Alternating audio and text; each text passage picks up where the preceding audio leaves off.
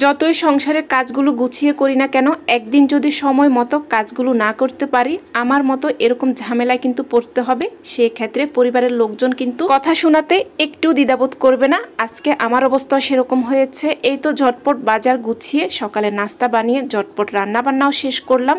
আর আমার হাতের এই পরোটার রেসিপি অনেকে চাচ্ছেন, আজকে রেসিপিটাও শেয়ার করব। এই যে বাজারগুলো দেখতে পাচ্ছেন, সকালে উঠে আমি প্রথমে বাজারগুলো গুছিয়ে নিচ্ছি, কারণ এগুলো আগের দিন রাতে আনা হয়েছে। আমি একেবারে বের করিনি, যেভাবে এনেছি ওভাবেই ফ্রিজে রেখে দিয়েছি। আর এখন নাস্তা বানানোর আগে বের করে তো মাথা ঘুরাচ্ছে, কখন এগুলো গোছাবো, কখন নাস্তা বানাবো। কারণ এই যে কাঁচা মরিচ, ধনিয়া পাতা, এগুলো গোছাতে কিন্তু বেছে নিতে অনেক সময় লাগে। কি আর করা, অবশেষে সব কিছু গুছিয়ে নাস্তা বানাতে আমার অনেকটাই দেরি হয়ে গিয়েছে। আর এই তো এখন আমি আজকে পরোটা বানাবো। এখানে পরিমাণ মতো আটা নিয়েছি, পরিমাণ মতো লবণ দিয়েছি। এখন 1 টেবিল চামচ পরিমাণ চিনি, 1 টেবিল চামচ পরিমাণ গুঁড়া দুধ দিয়ে দিচ্ছি। আর এই যে শুকনো উপকরণগুলো প্রথমে মিশিয়ে নিচ্ছি। নর্মাল যে পানিটা আমরা খেয়ে থাকি সেই পানি দিয়ে এখন একটা খামির তৈরি করে নিচ্ছি। পরোটার খামিরটা তৈরি করে চেষ্টা করবেন কিছুক্ষণ রেস্টে রাখার জন্য, কমপক্ষে আধা ঘন্টা। এরই পাকে কিন্তু আমি আলু কেটে নিয়েছি আলু ভাজি করে নেওয়ার জন্য। আলু ভাজির মধ্যে আমি কখনোই আদা রসুন বাটা দেই না, শুধু লবণ আর হলুদের গুঁড়া দিয়ে ভেজে নিচ্ছি। পেঁয়াজ তো দিয়েছি, আর সাথে কিছুটা কাঁচামরিচ দিব, লাস্টে একটু ধনিয়া পাতা দিয়ে নিচ্ছি। এই তো আলু ভাজাটা হয়ে গিয়েছে। এখন আমি ধনিয়া পাতা দিয়ে একটু ভাজা ভাজা করে নিচ্ছি। যখন একেবারে শুকনো হয়ে যাবে তখন আমি একটা বাটিতে তুলে নিব।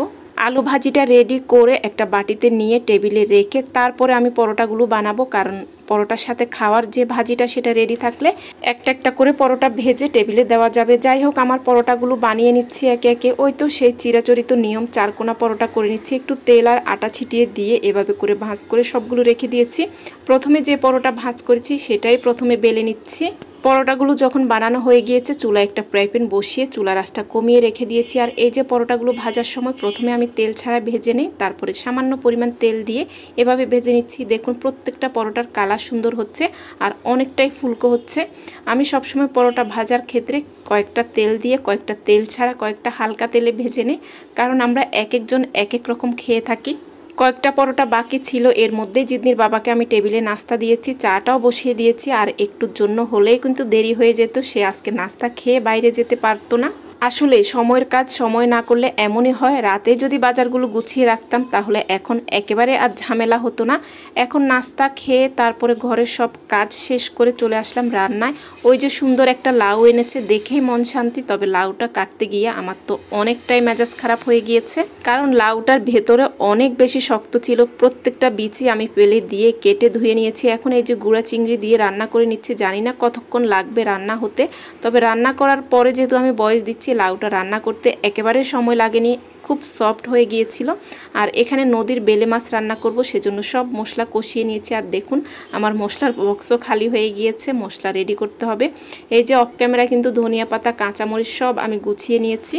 আচ্ছা, অনেকে বলেন এই মাছগুলো কেন ভেজে রান্না করি না। আমরা সব মাছ কিন্তু ভেজে রান্না করি, তবে নদীর এই মাছগুলো বাছতে গেলে কিন্তু ভেঙে যায়, আর ভেজে রান্না করলে কিন্তু অতটা মজাও লাগে না।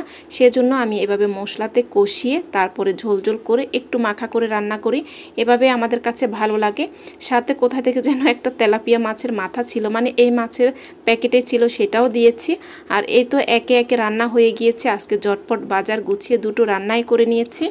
এই তো লাউটা একেবারে সফট হয়ে গিয়েছে ধনিয়া পাতা দিয়ে। এখন কিছুক্ষণ রান্না করে নামিয়ে ফেলবো। আজকে রান্নাঘর থেকে বিদায় নিচ্ছি। আল্লাহ হাফেজ, আসসালামু আলাইকুম।